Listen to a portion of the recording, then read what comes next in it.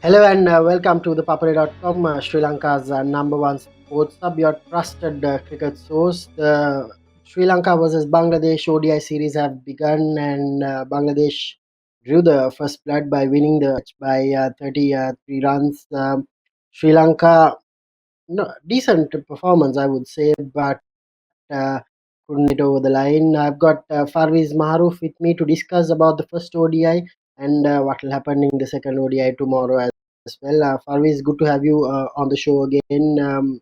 What do you make of Sri Lanka's performance yesterday? Hi, Damith. Yeah, I mean, a bit of a disappointed performance yesterday, especially with the batting performances. But overall, I thought when it comes to bowling, Sri Lanka did bowl well to restrict the strong batting lineup for less than I mean just a more than past score. But I thought bowling wise, yes, Sri Lanka did well in overall most of the overs. But when it comes to fielding, it was fantastic performance in the field. It got to be said, young guys were so much energy, and even the senior players backed them up in the field. And when it comes to batting, again we saw a clusters of wicket falling in one part. So that's been happening for a while now. So that has to be addressed. I'm not too sure whether it's been addressed before the game was played, but even though it was addressed or not, the same repeated mistakes been happening. It's not a good sign for any team. I mean, you got to learn from your mistakes. I mean, especially when you lose a wicket, it's important the next batsman at least to bat out for the next couple of overs, trying to minimize the risk and just occupy the crease. And when you're chasing down a score, it's always important to build up partnership. So that's been lacking, and we just saw one brilliant inning from Wanindu Hasaranga. Apart from that, overall pretty disappointed performance with the bat. At stage, Bangladesh were 90 and 9 for 4 Farveez. Do you think we let them off the hook at that stage when Mushfiqur and Mahamudullah were batting? Yeah, I thought, yeah, we did try trying to break the partnership of Mahmudullah and Mushikur, but I thought those two batsmen showed their experience, especially Mahmudullah. Not much risks were taken at that time, especially with him. He was trying to bat the 50 overs, whereas Mushikur Rahim was taking that calculated risk, especially against a bowler like Sandakan. So I thought experience did show the way for Bangladesh there. I mean, after losing the first four wickets, where I thought Sri Lanka did bowl decently. I mean, they still tried to take the wicket, but just that the Bangladesh, the two experienced players showed their class. Negating that pressure situation. I thought overall, as I said, the bowling was not the problem, but the batting was overall. So I thought bowling wise, Lakshan Sandakan, we expected him to take wickets. Unfortunately, he bowled decently well, but we expect, when you bowler gives close to 60 runs in 10 overs, at least to pick up a couple of wickets when you're a strike bowler. So which didn't happen with Lakshan.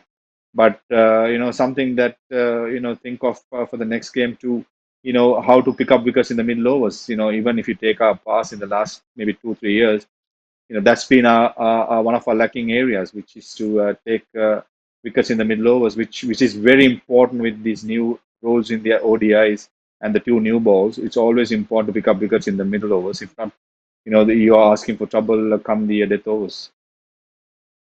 Of course, and ThePapare.com, we've given a chance for our fans to express their thoughts and have their questions being asked on us. Parvis, we've got Kaushik asking a question. Sri Lanka send Wanindu up in the batting. What do you reckon? Should we be doing that? I think that's a definitely option. I mean, it depends on the situation of the game as well as the team's need. I mean, same question was asked from me yesterday night in social media as well, and I replied the same. Wanindu Hasaranga, yes, he has hit a purple patch. He's our X factor, or maybe the main factor. He's been scoring consistently for us, but it's important to use Wanindu Hasaranga when it's needed. I think just batting him top of the order is not the right way to go, because the batsmen have to take the responsibility and get the job done, right? And when you're chasing, or when we are building the score up, and if you need a boost in the run rate, then definitely Wanindu Hasaranga could be used. But I think rather than keeping him as a floater, we should make him a regular batsman.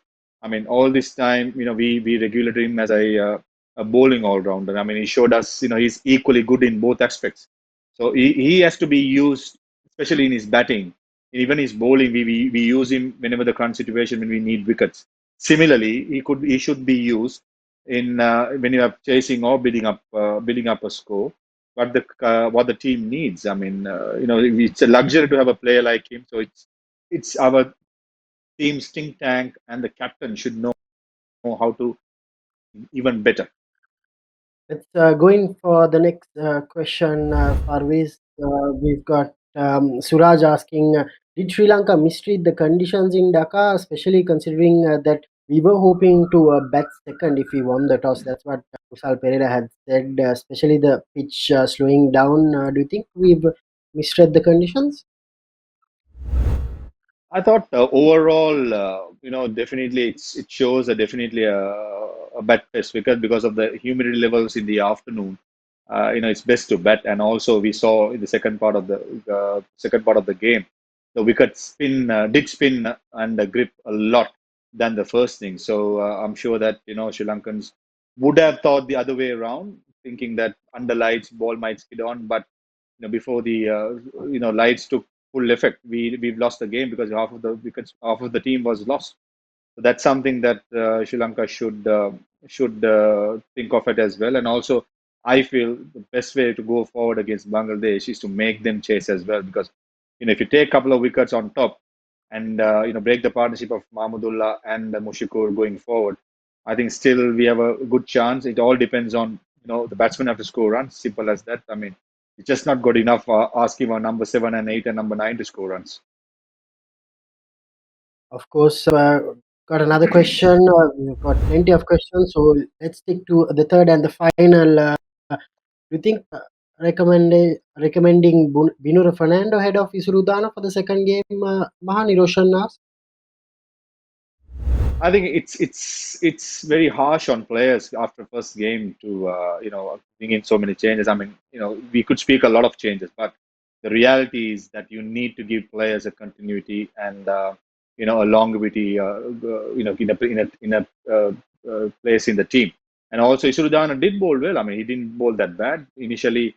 In first few overs he was quite tight. I understand that he gave a few boundaries away, but still he bowls in the hardest part, which is the first 10 overs and the last 10 overs, which is it's a very challenging 20 bowler.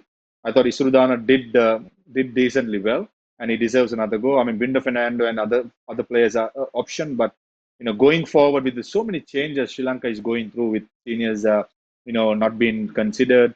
It's important to give the youngsters and give the players who are coming in a longer period to settle their places in the team. So I reckon going forward, it's just not chopping and changing after a game or two.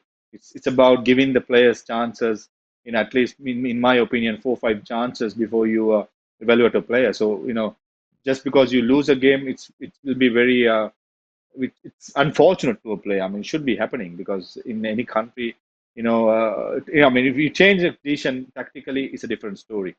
But on the merit of just one game, whereas Isrudana, I mean, I understand we expected him a lot being a senior player, but what you have to understand, he's also playing a one-day game after such a long time.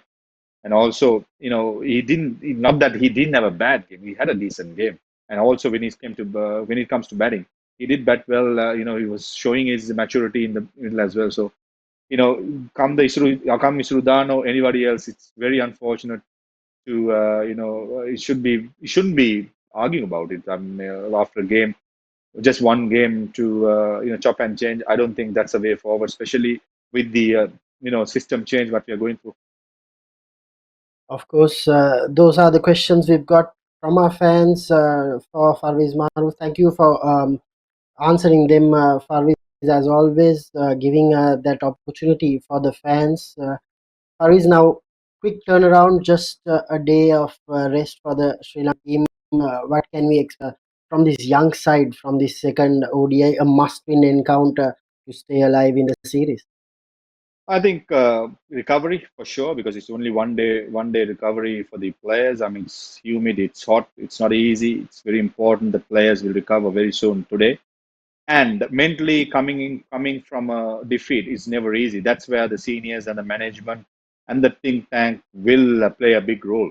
We have to cheer the boys up, and it's a matter of one good game, and we have seen in the past, it's one good performances, it's a momentum. It'll carry a long way. So I think us our boys should be not losing much hopes. Overall, as you said beginning of the show, Damit, it's not a bad performance by Sri Lanka, but just that Bangladesh did show their experience and came over the line. Whereas Sri Lanka have done the little bits right. I thought they would have been in a much better seat. So little thing could be done. Lots of positives can be taken away from yesterday's performances, but the important part is to how soon you could recover mentally and physically turning up tomorrow. So that is going to be the most important ingredient come tomorrow. Finally, Farveez, you don't recommend any changes to the team. Same 11 should play another game. I mean, tactically, you could argue about Sandakan or Akila Dhananjaya, because Sandakan did, we expected much a lot. But again, as I said, just giving one game or playing a game in the beginning of a series and going for changes, I don't think that's the way forward, especially because we are trying to build a new culture to give a lot of new players a longer period to settle in their spots. So I think, I would like to see the same team. I mean, if it's a tactical decision when it comes to so many left-handers being in the Bangladesh team, then you could use Akila Dhananjaya. But still, I would like to see the same team being given another go. Of course, as Sri Lankans will hope for the best tomorrow, and hopefully Sri Lanka will stay in the series by winning the second game. Thank you very much, Farveez, for joining with us again on the Papare.com. We hope to hear from you again after the second ODI. Thank you, Damith. Thanks for having me. So that's it on our analysis on the first game, and on the second game. We are hoping that the same team will play the second game, and stay tuned to the Papare.com as we bring all the news updates and everything from Dhaka. Do send in your questions. We will feature them on our show. So thank you for watching.